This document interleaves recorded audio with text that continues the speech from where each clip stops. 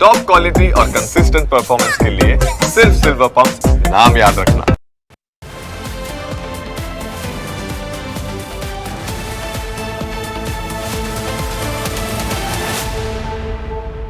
સૌથી પહેલા વાત કરીએ શાળાઓને મળેલી ધમકી વિશે।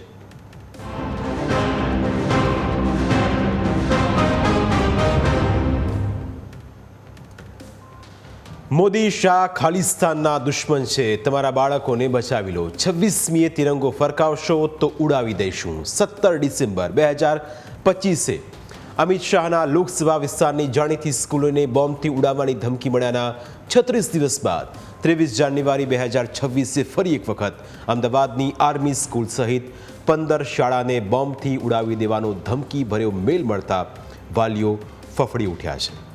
આવી ધમકીથી ફરી એકવાર અમદાવાદની શાળાઓમાં ખળભળાટ મચી ગયો છે। ફરી એક વખત અમદાવાદમાં અફરાતફરીનો માહોલ જોવા મળ્યો। સવારે 8 વાગે જ ઈમેલ દ્વારા ધમકી મળતા જ શાળાએ તમામ વાલીઓને ફોન કરીને પોતાના બાળકોને ઘરે લઈ જવા અથવા સ્કૂલ વાહનમાં ઘરે મોકલી દીધા હોવાની જાણ કરી। જે ઈમેલ કરવામાં આવ્યો તેમાં મોદી શાહને ખાલિસ્તાની વિરોધી ગણવામાં આવ્યા છે। સાથે જ 26મી જાન્યુઆરીએ તિરંગો ન ફરકાવવા માટેની પણ ધમકી આપવામાં આવી છે। વાલીઓ પોતાના નોકરી ધંધે નીકળી ગયા હતા, પરંતુ સ્કૂલોમાંથી ફોન આવતા ફટાફટ સ્કૂલે પહોંચ્યા। સ્કૂલોમાં વાલીઓની ભીડ જોવા મળી હતી। પોલીસ પણ તાત્કાલિક સ્કૂલોમાં પહોંચી ગઈ। બોમ્બ ડોગ સ્ક્વોડ દ્વારા તપાસ કરાઈ તો ફાયર બ્રિગેડની ટીમોને પણ સ્કૂલ પર મોકલી દેવાઈ હતી। બોમ્બ સ્ક્વોડ, ડોગ સ્ક્વોડ અને પોલીસે તમામ સ્કૂલોમાં સર્ચ કર્યું, પરંતુ એક પણ સ્કૂલમાંથી કોઈ વાંધાજનક વસ્તુ ન મળતા તંત્રએ રાહતનો શ્વાસ લીધો। પરંતુ વાલીઓમાં એક પ્રકારનો ડર ફેલાયો છે, કારણ કે કોઈ પણ વાલીને પોતાનું બાળક જીવથી પણ વહાલું હોય છે। તેવામાં હવે અવારનવાર આ રીતે ધમકી મળવા લાગતા વાલીઓની ચિંતા વધી ગઈ છે।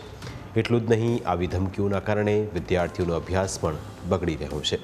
શું આપણે ત્યાં ટેકનિકલ કુશળતાનો અભાવ છે કે પછી આપણી સુરક્ષા વ્યવસ્થામાં ખામી છે? સવાલ એ થાય કે સ્કૂલોને બોમ્બથી ઉડાવી દેવાની ધમકીઓ વારંવાર કેમ મળી રહી છે?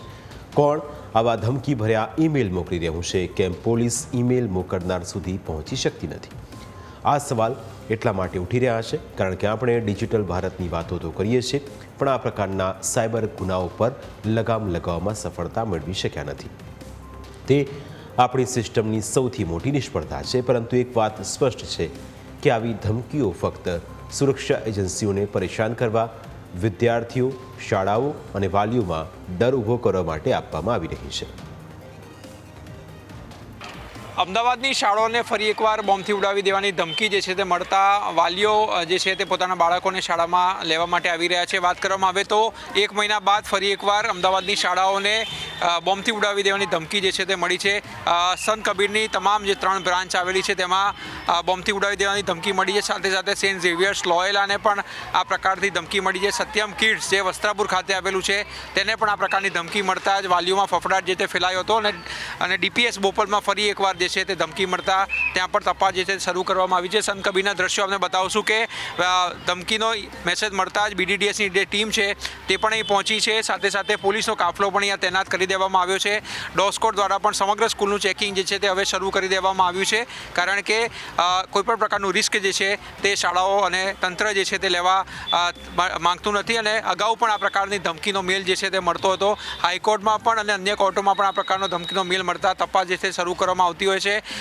ફક્ત દહેશત ફેલાવવાના ઈરાદાથી જ આ પ્રકારથી ઈમેલ જે છે તે કરવામાં આવતો હોય છે। કોઈપણ પ્રકારની જે છે તે મળી નથી આવતું, પરંતુ તંત્ર જે છે તે રિસ્ક જે છે તે લેવા નથી માંગતું અને તેના જ કારણે તપાસ જે છે તે ફરી શરૂ કરવામાં આવી છે।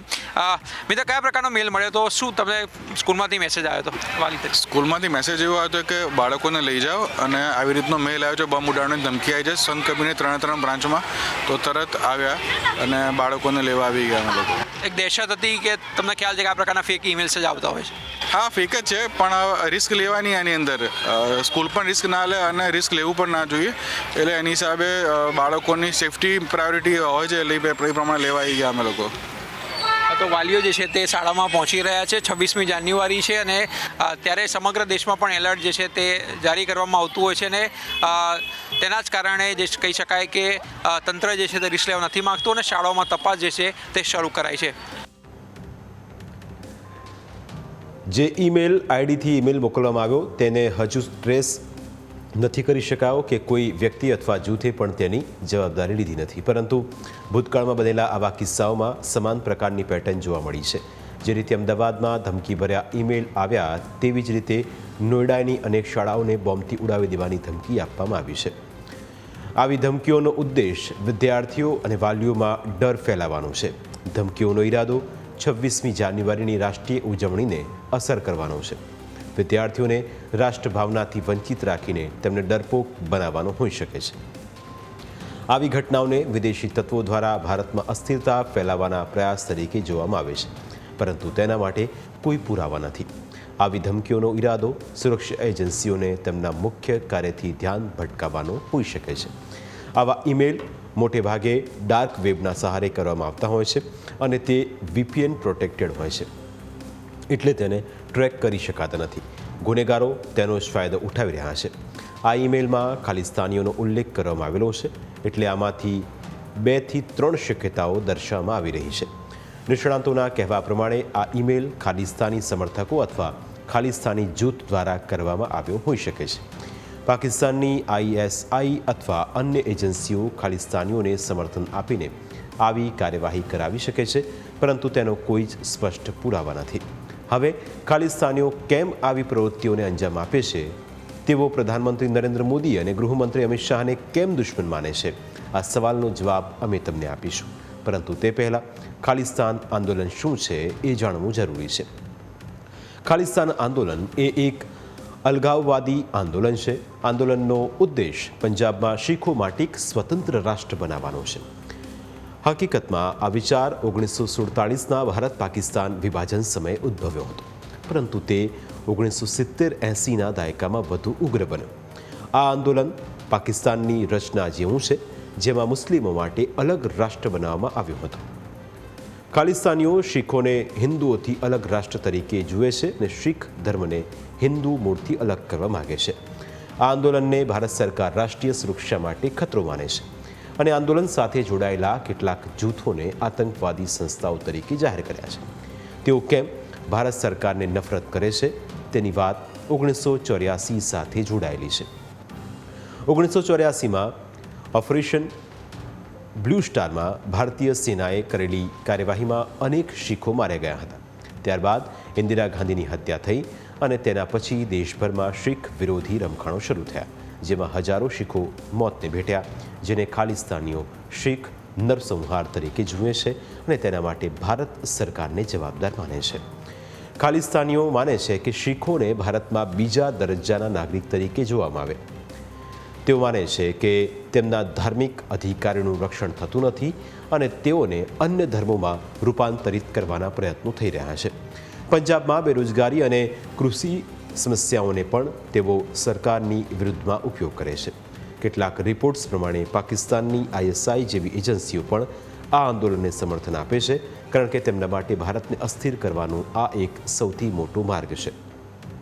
ખાલિસ્તાની વિચારધારા ભારત સરકાર અને ભારતીયોને દુશ્મન તરીકે પણ જુએ છે. જો કે મોટાભાગના પંજાબી શીખો આ વિચારધારાને નકારે છે અને પોતાને ભારતીય જ માને છે. હવે એ પણ જાણવું જરૂરી છે કે ખાલિસ્તાનીઓ પ્રધાનમંત્રી મોદી અને ગૃહમંત્રી અમિત શાહને કેમ ટાર્ગેટ કરે છે. કેમ ઈમેલમાં તેમના નામનો ઉલ્લેખ કરીને લોકોને ડરાવવાનો પ્રયત્ન કરવામાં આવી રહ્યો છે. તો તેનું કારણ આતંકી હરદીપસિંહ નિજ્જરની હત્યા સાથે સંકળાયેલું હોવાનું નિષ્ણાંતો માને છે. કેનેડા સરકારે ભૂતકાળમાં નિજ્જરની હત્યાનો આરોપ ભારત સરકાર પર મૂક્યો હતો. એટલું જ નહીં, મોદી સરકાર ખાલિસ્તાનને રાષ્ટ્રીય સુરક્ષા માટે ખતરા તરીકે વર્ણવ્યું છે અને ખાલિસ્તાની જૂથોને પ્રતિબંધિત કરવા અને તેમની વિરુદ્ધ કાર્યવાહી કરવાની કાર્યવાહી પણ કરાઈ છે, જેને પગલે ખાલિસ્તાનીઓ PM મોદી અને અમિત શાહને દુશ્મન તરીકે જુએ છે. જ્યારે રાજધાનીમાં 3 કૃષિ કાયદાનો વિરોધ કરવામાં આવ્યો ત્યારે પણ કેટલાક ખાલિસ્તાની તત્વો તેમાં સામેલ હતા, કારણ કે તેઓ માને છે કે મોદી સરકારે પંજાબના ખેડૂતોનું શોષણ કર્યું છે. જો કે આમાં કોઈ વાસ્તવિકતા નથી, તે પણ સૌ કોઈ જાણે છે. ખાલિસ્તાનીઓ PM મોદી અને અમિત શાહને હિન્દુ રાષ્ટ્રવાદી તરીકે જુએ છે. ખાલિસ્તાનીઓનું માનવું છે કે હિન્દુ રાષ્ટ્રવાદી વિચારધારા શીખ ઓળખને નબળી પાડે છે, પરંતુ વર્તમાનમાં આવી કોઈ જ સ્થિતિ નથી. તેમ છતાં ખાલિસ્તાનીઓ પોતાના ઈરાદાઓને પાર પાડવા માટે આ રીતે ધમકીઓ આપીને દેશને આર્થિક નુકસાન પહોંચાડવાનું અને સુરક્ષામાં ખતરો ઊભું કરવાનું કામ કરી રહ્યા છે. પ્રાઇમ 9માં સમય થયો છે બ્રેકનો. બ્રેક બાદ અન્ય મુદ્દા વિશે વાત.